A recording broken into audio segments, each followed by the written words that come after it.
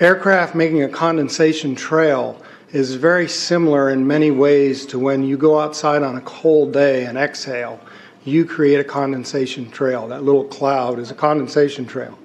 Now, if you take a 2-mile walk on a cold day and you can turn around and you can see your condensation trail tracking all the way back for 2 miles. That's how crazy it is to think that what we're looking in the sky is actually condensation trails. The contrails, not the chemical, the contrails occur because of cold air, minus 30. It takes high altitude, around 30,000 feet plus. There's carbon dioxide and water vapor in that exhaust. That turns to ice crystals, and that's what you see, the white stream behind it. Those white crystals of ice warm up, dissolve, and the smoke goes away. And it never lasts more than a minute. What we're seeing now, and I first could not believe it, and I started looking at the skies, and these are not normal. They're not natural. There's something going on. I don't know who it is or why they're doing it. All I can testify is it's not natural and it's not normal. It's got to be some outside influence doing that. Thank you. I'm here to give you testimony that chemtrails, they're not contrails, are indeed real. They're spraying almost every day. I watch the clouds and watch the spraying program going on. I want to tell you that we're in very great danger from the pollution that's coming down over us. And we've been led astray by the military-industrial complex, and they're responsible for the cloud's creation and weather manipulation programs. They're dark operations. That's why they're not out in the media. I look around and I see people are starting to look up and see this. Many times I've spoken about chemtrails, and I get this blank look on my face. What are you talking about? I'm saying, look up. As a pilot, before I fly, I look up. And so, boy, they're really out there working.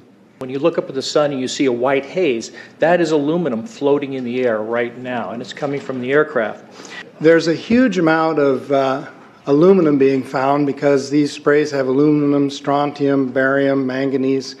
And there's a lot of argument that aluminum is very common to be found, but aluminum is only common in a bonded form. It's not common in a free form, and we're finding high rates of free aluminum in the soil, which is not natural.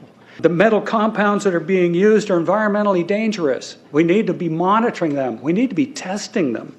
Okay, these previous guys, I've watched exactly what they do, and yes, they are correct. I've seen exactly the same stuff, so ditto marks on those. You want some figures? Okay, latest water test, tested the rain. 13,100 micrograms per liter of aluminum in the rain in 2013. Normally, it should be 0. So 13,100 is pretty damn much, folks. It used to be 0, then it was 100s in the 2000s. And then since 2010, it's into the 1,000s and the latest 13,100. In the snow on Mount Shasta, pristine Mount Shasta, 61,000 micrograms per liter, 4 times the amount that is found in the soil up there. Where in the hell is this stuff coming from if it's not coming from the soil? We have clouds in the sky we've never seen before. Almost every day I'm seeing clouds I've never seen before. And NASA has been even named a few of these new clouds. It's really interesting, but NASA is a corporation. I want you to know that. NASA has also conducted a research program in what they call metallized fuels. We're actually putting aluminum oxide right in the fuel because it has 2 atoms of aluminum and 3 atoms of oxygen. So during the combustion process, it releases all that oxygen and dramatically increases efficiency, but it leaves the aluminum in the air. We got things coming from sky down, and it's a huge, huge problem. Because as it comes down, what happens is a couple of things. Is that it actually is in our air, we breathe it. And as we breathe it, it's actually going to go up through our nostrils, into our brain, easiest access to our brain frontal lobe.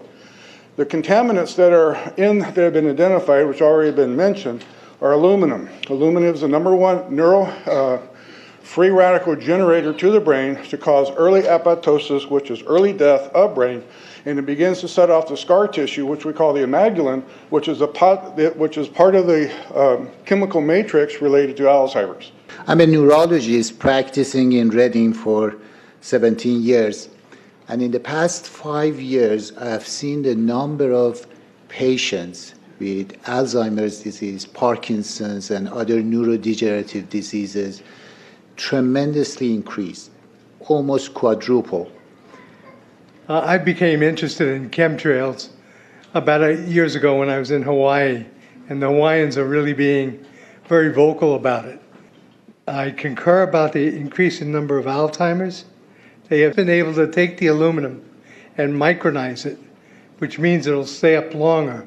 But it also means, and I don't know if any of you have noticed some metallic taste in your mouth when they're spraying, but you inhale that, it goes up through your cribriform plate and through your sinuses and into the brain. As you heard, to spray nanoparticles, very small particles.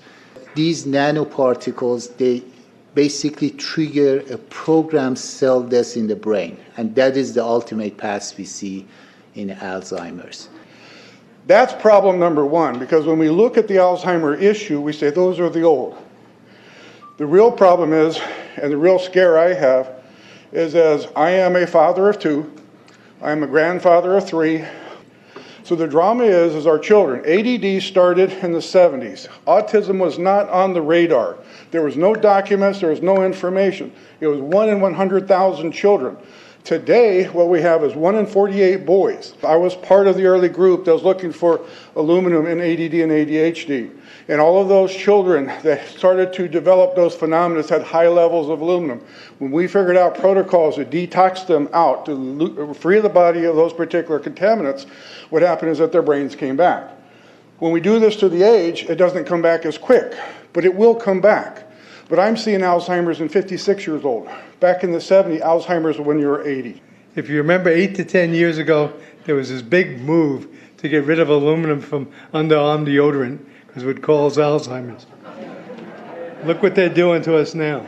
I want to give you a little bit of history on the background behind nanoparticles has been described before. A nanometer is 1/1000th of a meter. It's very small. In fact, if you have particles, say, that are 40 or 50 nanometers across, you can take and line 50 of them up next to a single red blood cell. These things are extremely tiny. They're pervasive.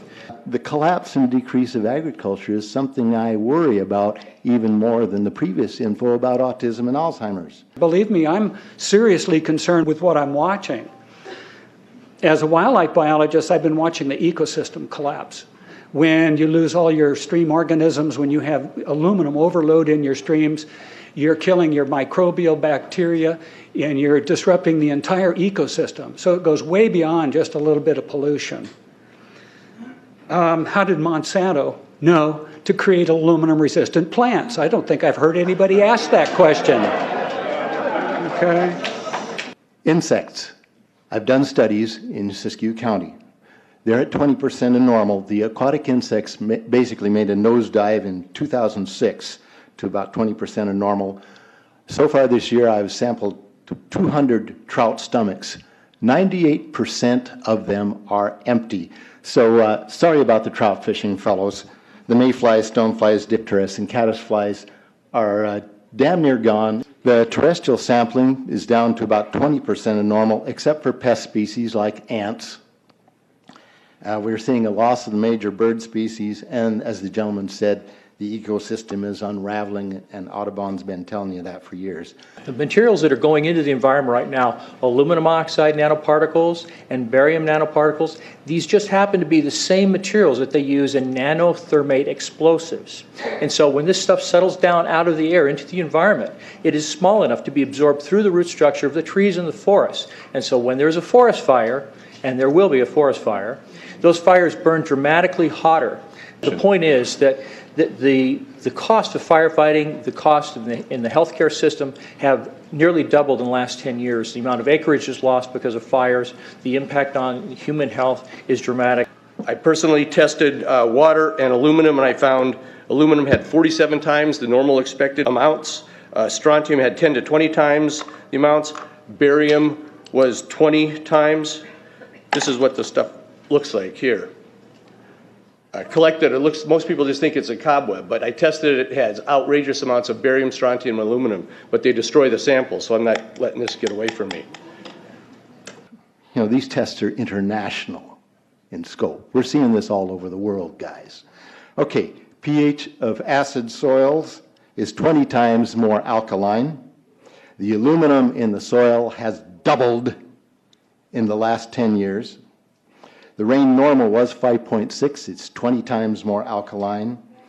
Aluminum blocks essential nutrients. I am unable in my garden to restore normal pH, and that's because nanoparticles are now in the circulatory systems of both plants and humans.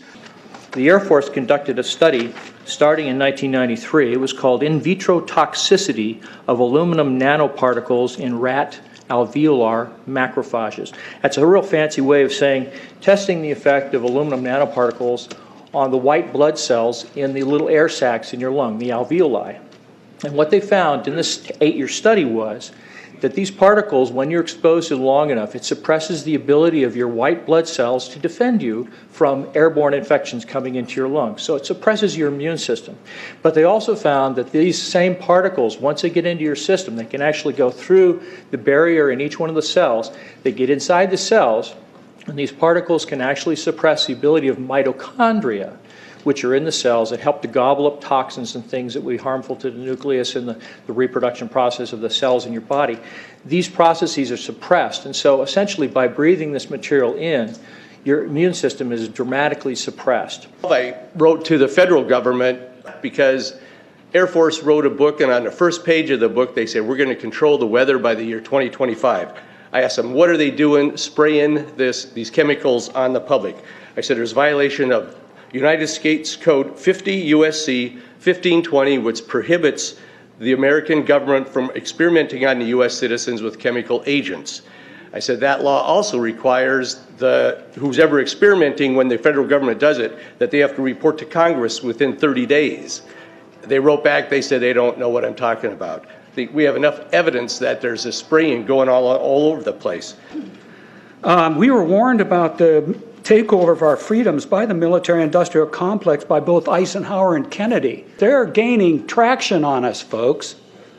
We are in trouble more than just a spraying program.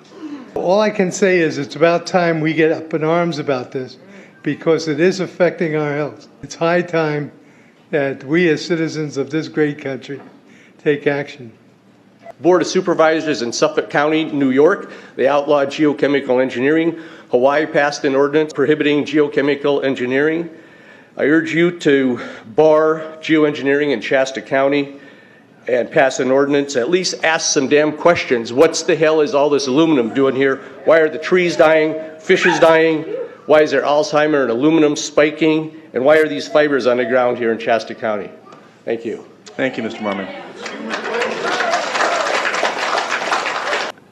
Today, the Shasta County Board of Supervisors has been the beneficiary of some sincere, passionate, and knowledgeable comments. And I thank you for those. I am in agreement with my colleagues about sending letters and a call for action, but I would hope that we could go a step further. I would like for us to send a copy of this video where all of you spoke today, all 2.5 or 3 hours of this testimony, to be sent to our senators and our U.S. representatives, and also our representatives in the state of California. We'll do that. Let them listen to the passion that came out of this meeting today. Thank you. You have the motion in front of you. I think it's understood. All in favor say aye. Aye. Any opposition? Motion passes unanimously.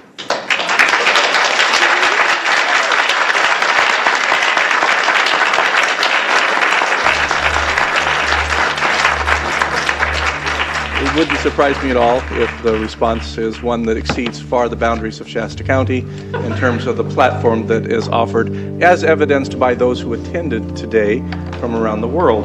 That's very impressive.